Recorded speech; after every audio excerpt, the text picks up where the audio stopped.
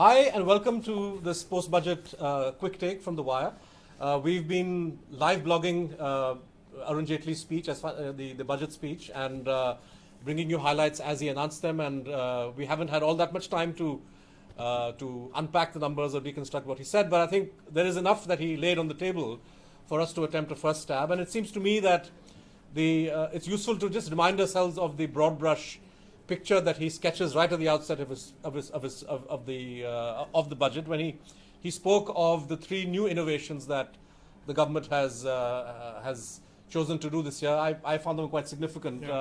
For the life of me, I never fully understood the logic of having a separate railway budget and the finance budget. So for the first time, the Modi government has merged these two budgets. That's a big new step. Secondly, advancing the date. Many parties and observers were questioning the advancing of the date, particularly because it's close to polling date, but the way that he spelled it out made a lot of sense to me. You want to push through whatever proposals you're doing well in time for the start of the new financial year. That never happens. It's never happened in the past. And the third innovation is to do away with this cumbersome distinction between plan and non-plan expenditure. It was always the bane of all journalists to deconstruct budget documents and figure out why things were divided between plan and non-plan. Mr. Jaitley's got rid of them. He also said that there was an international context for the budget. Three difficulties in particular. First, the fact that you have growing protectionism around the world. That's an implicit reference to Trump. And the Brexit and all these other phenomena that are casting a dark shadow on the global economy and India's growth prospects. He mentioned apprehensions about the US Fed and the impact that would have on portfolio investment and, of course, crude oil prices volatility, and the fact that generally there is a slowdown expected in growth rates around the world, although this may pick up next year. That was the context, and he said we've done two things so far this year, which have been very positive from the point of view of the economy. Those are, at least one of them is debatable, but he said GST, major reform, whose benefits are expected to kick in, say, over the next year or two. And he mentioned demonetization as a major initiative. So that was the kind of broad political economic context that he laid as far as the national and international situation is concerned. And then he laid out his proposals. And let's start, Anuj, with on the supply side, the tax side. What do you think were the main, big headline? Yeah, you just talked about the political economy context. More important is also the political context of demonetization. So, the middle class feels, as he rightly pointed out, that, they've been on the short end of the stick. They are the salaried class is the one that are paying taxes. And the first biggest consumption push is income tax rates have been slashed. So people who are earning from 2.5 lakhs a year to 5 lakhs, it was earlier 10%, and now it's been cut down to 5%. And generally people between 5 lakh to 10 lakh, 5 to 15 lakh, there's another tax rebate of 12,500 rupees. So for, the average salaried class, 12,500 rupees is sort of what we're looking at. In addition to that, there's a lot of rural spending and rural expenditure that's come out. So from the consumption push, the fiscal deficit target has been relaxed. Last year it was 3%. He's saying 3.2%. But the two major pushes towards consumption, revival, demand are, these two things. Apart, of course, he threw a lot of sops the way of, the real estate and infrastructure sector as well. Yeah, let's unpack or break down the tax suggestion, because he laid a lot of emphasis in his speech, just like Modi did in his December 31st speech to the nation, that India is a country that's in some ways undertaxed. People don't pay taxes here. He listed out in some detail the different sections, tax-paying sections. I quickly jotted them down, but he said, for example, that you had 3.7 crore individual tax filings being made in India, and only 24 lakh returns do people disclose an income greater than 10 lakhs. He contrasted this with the fact that you have, in the last 5 years, 1.25 crore motor cars sold and 2 crore Indians traveling abroad. The fact that India is undertaxed and that you have way below a rational number of taxpayers is well known. Finance ministers have lamented this. And he says that demonetization is aimed at, in a way, plugging this loophole. He mentioned one number which I thought was interesting, where the government has been a bit confused about giving data on money that's come back into the banking system. But he did say that after demonetization, 2 lakh deposits of between 2 lakh and 80 lakh were found in 1.09 crore bank accounts with an average deposit of 5 lakhs. And deposits greater than 8 lakhs, he said were discovered in 1.48 lakh accounts. And he kind of suggested that the government or the tax department would be data mining in order to somehow increase the tax base. Now, if you compare these numbers with the data that he laid out of, for example, 24 lakh people have income greater than 10 lakhs. That number is not out of sync with the fact that you have 1.48 lakh depositors who put in more than 8 lakhs. So I'm not sure at the end of the day, once the income tax department is done with data mining, how much of a discrepancy is going to emerge. I would imagine that anybody who had serious illegal cash because of illicit activities found other ways to launder their money. Correct. And this has been amply documented. But do you think at the end of the day, lowering the tax rate for people at the lowest end, there's also a kick, right? There's a 10% surcharge for people who earn who earn more than 50 lakh. Do you think that's going to work in terms of increasing the number of taxpayers? Yeah. No, I mean, we've had tax cuts. I mean, not passed, but it doesn't make sense to say that that we will harmonize tax payment and so on and so forth. So yeah, I think they need to. This is more of a SOP, sort of throwing a life preserver to people who had to stand in ATM queues, stand in ATM lines, and sort of give them some sort of relief rather than So the little guy, sort of the lower middle class taxpayer who was upset about the fact that you had to stand in queue to get your own money, gets some kind of tax relief, but it's not clear that that this is going to be an incentive enough. That's true. For somebody to bring herself into the tax filing regime, right? And what about the other significant tax concession? He has brought the effective corporate tax rate on medium and small enterprises down to 25. I mean, that's a major step. That's quite big for MSME firms that have a turnover of less than 50 crore, and eventually many media organizations, perhaps the Wire, a couple of years down, we will also be able to avail of that. But that's exactly the thing that was needed. The MSME sector, the informal sector, two things will happen, right? So one, because of demonetization, they're already being sort of hurtled towards moving into the formal economy, and also GST, which is sort of it'll cause a lot of pain, when they have to comply with different taxes, set up their operations and so on and so forth. So over the next 2-3 years, if demonetization's aim is to create a larger formal economy, bring in more tax revenues and so on and so forth, you have to really handhold the MSME sector. And that's why usually MSME sectors, the kind of SOPs that are thrown their way are usually sort of like loan subvention rates and so on and so forth. But there's been, I think, a good focus on this. And big corporates, I mean, he's hardly touched anything for them. I mean, and I suppose the focus on MSMEs also makes sense because at the end of the day, these are also the guys who, if at all Mr. Modi wants to deliver on Make in India and create jobs of a magnitude that he promised in the last election, it's really the MSMEs who have to carry that burden. That's true. How effective shifting them to this lower tax bracket would make job creation, I don't know. Correct. Yeah. So I mean, with regards to job creation, I mean, so for instance, 2 days ago, the Manmohan Singh, former Congress leaders Manmohan Singh and Pinchalam, they released their own State of the Economy report, sort of as a counter balance to this. And the job figures there are quite shocking. It's something that we've all known about, for the last 6 months. Not that it was any great during their time. No, of course not. But here also there was some emphasis on job skilling. We're going to open up more skilling academies, more skilling centers in different cities. Textile sector, footwear, leather. They're going to have more technical institutes for vocational employment. But these are all, I mean, schemes that have been announced not only by the NDA government, and 2 new aims, one in Gujarat, one in Jharkhand. Correct. Yes. I think it's only a coincidence that these states are ruled by the BJP. But various announcements of that kind. Let's the innovation this year was to not have a railway budget, and it makes you wonder.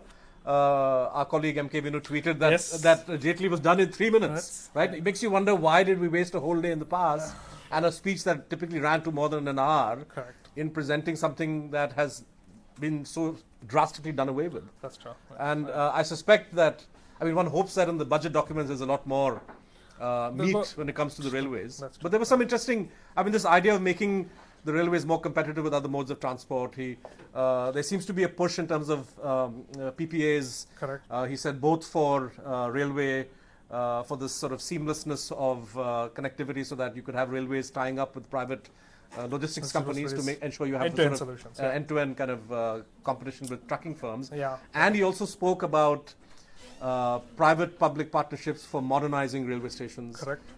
They've done that for airports in the past. Yeah. And there's also, I mean, IRCTC is going to be divested, so it's going to be spun off as a separate entity. Right. You know, service charge on IRCTC tickets are finally going to be done away with. Something which should have really happened a long time ago, but now because of demonetization and you know, the push towards a digital.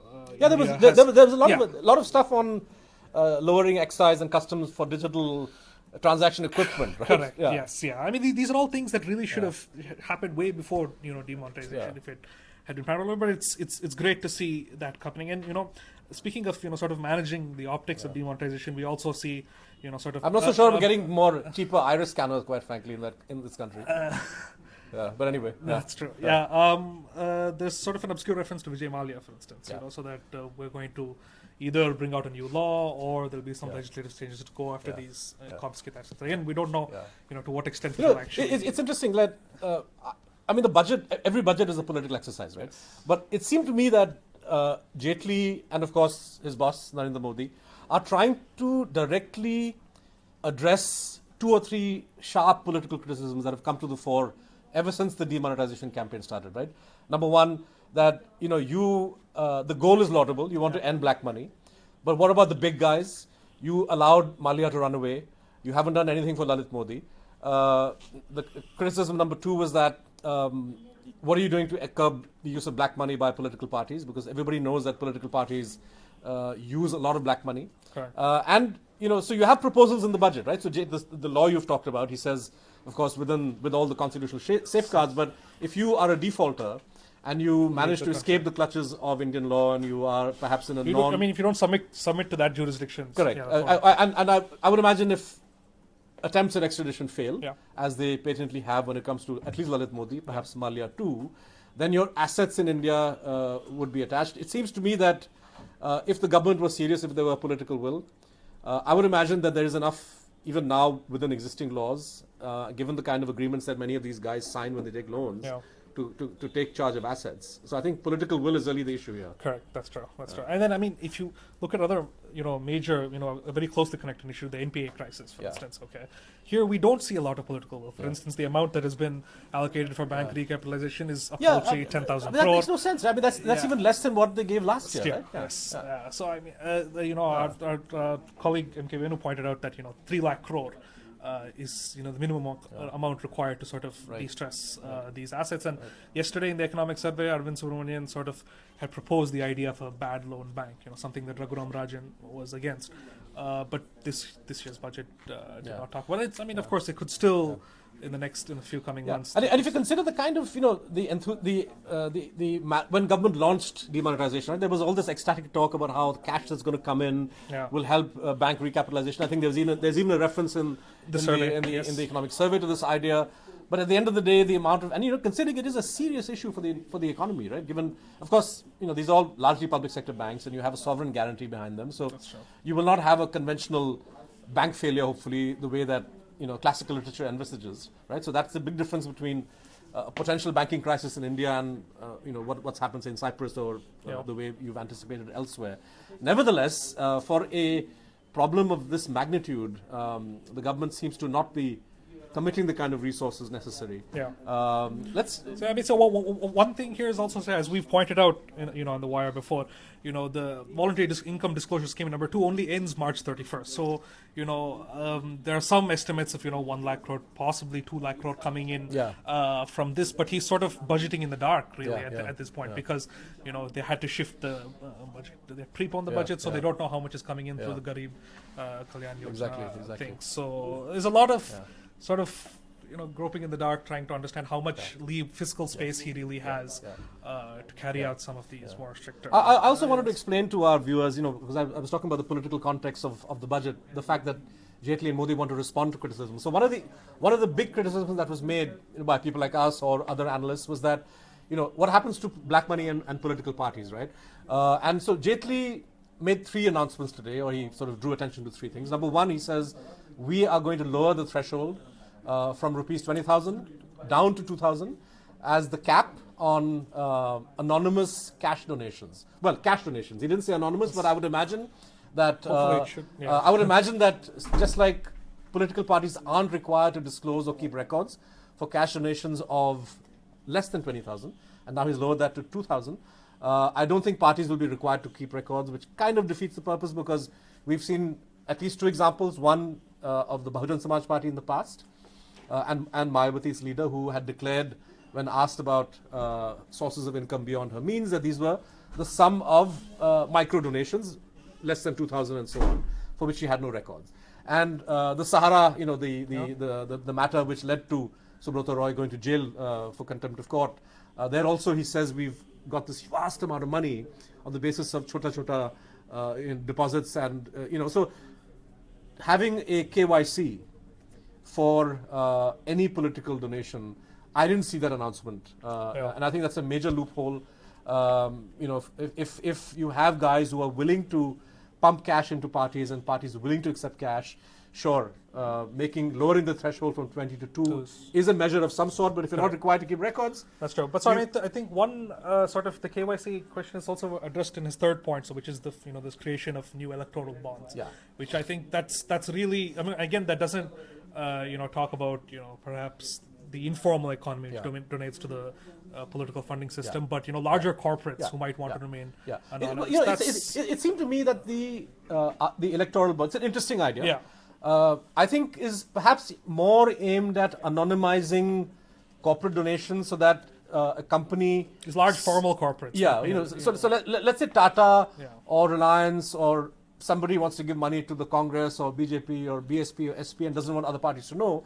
I would imagine that this bond scheme would be structured in such a way that you pay your money to the RBI, you get a kind of a cash, virtually cash-like document, bond, which only a registered party that is in good standing with the income tax people would be able to deposit. So I think that would, that in a way systematizes and perhaps incentivizes companies to make donations. I'm not sure it addresses the problem of anonymous cash donors, and of course. The 3rd point I think he made was that if you're a party and you want to continue to enjoy the benefits of income tax exemption, then you have to maintain your books and you have to file returns in a timely fashion. Now, it didn't require the FM to say that, because that indeed is the law of the land. Political parties have exemption.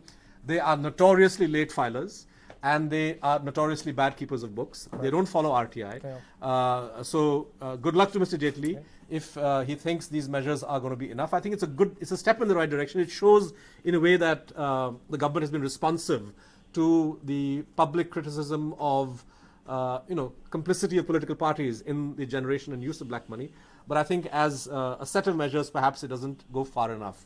Let's look at on the expenditure side, Anuj.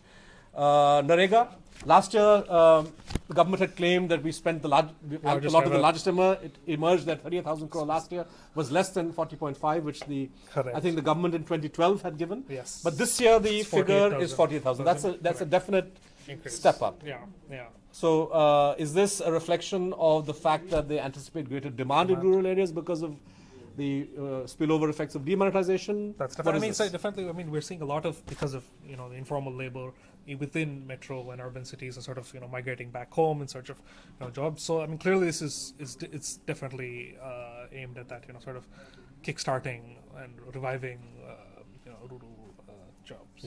And there's also push in terms of we'll have to compare the numbers last year, the budgeted estimate and the revised estimate and the actuals of this year. But agricultural credit up from 9 lakh crore to 10 lakh crore. Crop insurance up from 5.5 to 9,000. It's a major increase. Highways have been cut somewhat, even though the government says that road building is happening at a record pace. Overall, we have the defense figure of 2.74 and a stated emphasis that JP says on capital expenditure rather than revenue. Correct. Yeah. So Jaitley has always sort of historically ignored defense in his budget, and even now there's only just sort of one way line. And importantly, he also said it excludes pensions, which last year was exactly a major thing. So we still have to sort of see how that'll play on the ground. But also, so that one big thing that was missing was UBI, and that was universal basic income that everyone was talking about for the last 1 month, and it received a lot of attention yesterday as well when the economic survey sort of really batted for it and said that it could be done with 3%, 4% of GDP, but we see no mention of it. Maybe, he's still... one of the... I was talking to an opposition MP yesterday, and one of the fears that the MP raised in the context of the UBI, the Universal Basic Income debate, you will recall when in the first heady days of demonetization, right, when it was anticipated that the government would be able to write off maybe 4,000, 5,000 crore, that Mr. Modi may pull a rabbit out of the hat and actually deposit cash in the bank accounts of, say, people below the poverty line or Jan Dhan account holders. And there was talk of how this would be a killer political strategy. Yeah. Of course, he couldn't do that finally because he didn't have that kind of money, even if he wanted to. But this opposition MP was apprehensive that all this talk of UBI, if it translates into the government saying that we're going to put 10,000, we're going to promise every individual 10,000, or everybody below the poverty line, given that elections are coming up, might actually amount to attempted bribery of voters. And so, so maybe it's a mixed blessing that this debate has been postponed. That's true. Just exactly as you were saying. So the Election Commission clearly said that there should be no announcement made for these specific 5 states that are going to polls. And but then, again, once he knows how much money, I'm sure he knows how much money has come back, but how much money, for instance, once cash withdrawal restrictions are removed, how many deposits the banks are going to lose. Once, this is sort of broader macro situation with our banks and how much how much fiscal space he has, maybe then it becomes sort of more clear on what sort of...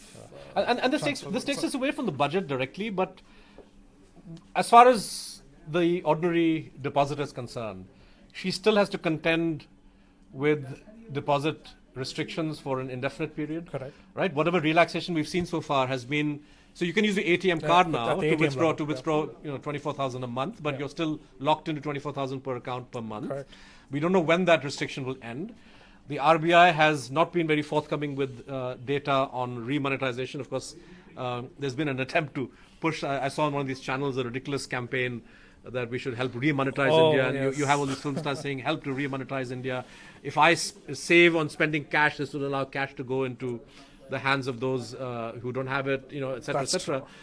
It seems to me that somewhere down the line, we need to have a clear statistical picture on, without bullshit, without any kind of dodging or fudging that we've seen the RBI do in the past, how much cash has actually come back into the economy and what the government's long-term plan is for this. And speaking of restrictions on cash withdrawals and cash limits and so on and so forth, one thing that we did not see was this bank transaction tax, which a lot of people were worried about. Because although the 3 lakh limit this is new, right? That's true. So no cash transaction can happen if it's more than 3 lakhs. How it seems to be a sensible. Can you think of any legitimate cash transaction of over 3 lakhs? That would be effective. Probably not. But again, it's just it depends on. There are many people in tier 2, tier 3 cities when they make large purchases, they prefer to do it in cash. Right. But usually, as always, if you're buying a house or buying some land, there's some black money component. Exactly. Which is why that happens. But that wouldn't be disclosed, and that would carry on anyway. Correct. Yeah, exactly. So that's true. So if you're using cash to dodge the taxpayer, then this limit is meaningless. And if you are doing it for at one level, a lot of what Jaitley is saying and announcing paradoxically reflects the fact that you have a weak tax enforcement system, right? In an ideal world, why would there be a ban on a receipted cash payment, right, of any amount? The fact is that you have lax enforcement, sales tax, GST. You're not sure that your tax system can deliver, right? And that's the fundamental question that I have, right? At the end, if I look at the big picture behind this budget and behind the stated big picture behind demonetization, right? Laudable objective of reducing the salience of bringing more people into the tax regime, but the fact is that people were outside the tax regime because you had weak enforcement. You had an inefficient, perhaps even a corrupt income tax department that is simply not in a position to scrutinize the kind of activities that are going on. I'm not sure. Based on everything that I've heard today, that the tax department is going to be any more effective. Yeah, so I mean, one argument that Jet Li was sort of explicitly making was that the demonetization data. Yeah. So the list of statistics that he threw out about how many people have deposited how much in which account. So all this is this data is going to be mined. It's going to be put into some sort of big data analysis with the Niti Aayog perhaps. We saw some news about that coming in, and this will help us. This will help us our income tax department become more efficient. But at the end of the day, manpower is less. There is rampant corruption. I mean, within. it has been the data I mentioned, right? The 1.25 crore people have bought a motor car, right, in the last 5 years. The last time I bought a motor car, and it was I think more than 5 years ago. I'm pretty certain I had to declare my PAN number. Yeah. Right, and unless you pay cash, it's a fully traceable transaction, right?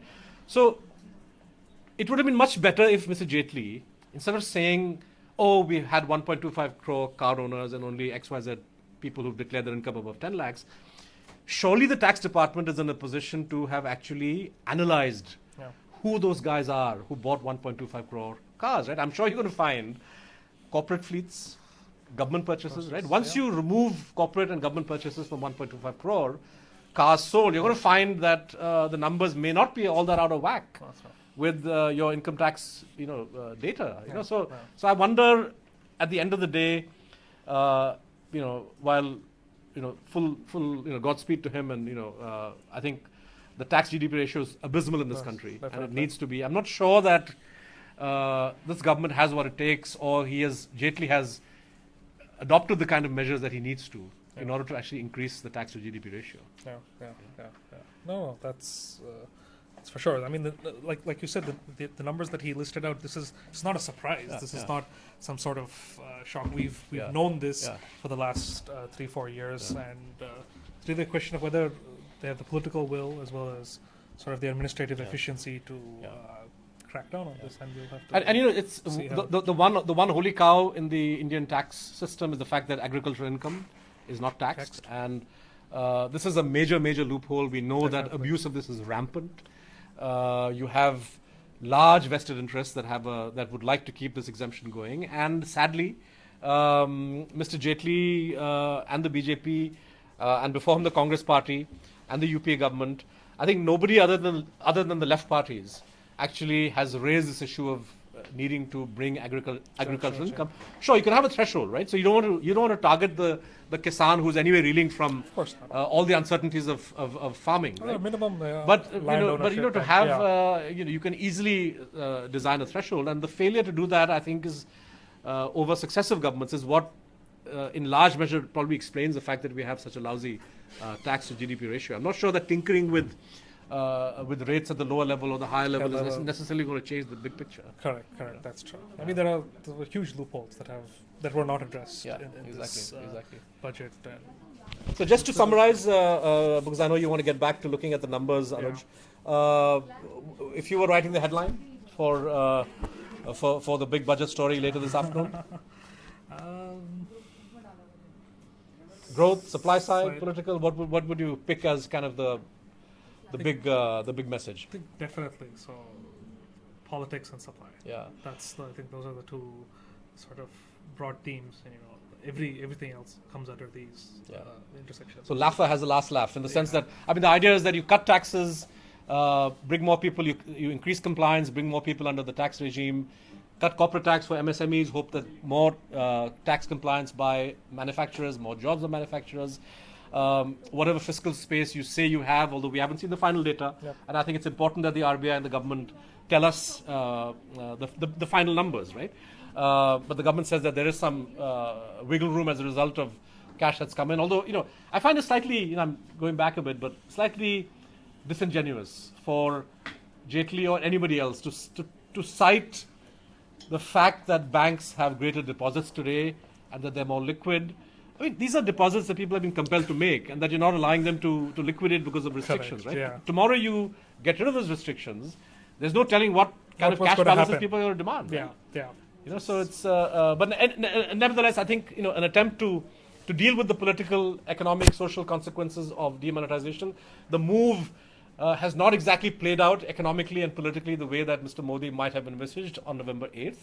Implementation has been terrible, and the economic cost in terms of lower growth rates are there before us, and they're likely to continue for many months now. But some attempt to address the downside of demonetization. We saw Mr. Modi make those announcements at the end of December. Jaitley has tried to amplify and build on them. And of course, some attempt to directly address the political criticisms when it comes to the role of black money in politics, when it comes to absconders and others, and the whole idea that there may be political collusion. All told, then, a budget definitely with one eye on politics.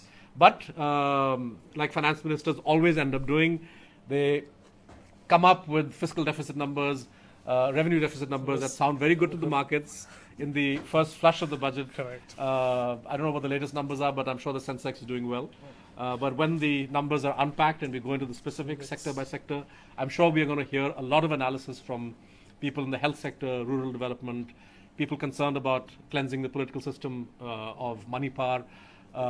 The certain fundamental issues Jaitley hasn't addressed. For example, in last year's budget, he actually smuggled in that provision for foreign FCRA. for allowing, amending the FCRA to allow greater, to allow foreign companies to give money. I mean, these are things you have to really get into the meat of the document. Exactly. So let's go through the document now, and what we can assure our readers and viewers at thewire.in is that we will present to you later today and tomorrow detailed analysis of all of Mr. Jaitley's proposals, analysis of what he said, analysis of what he didn't say, and how the budget affects you, the common reader or viewer, how it affects the common citizen of India, and how it affects different sectors of the population, different sectors of the economy. Thank you very much for joining us on this chat, and keep logging in to thewire.in.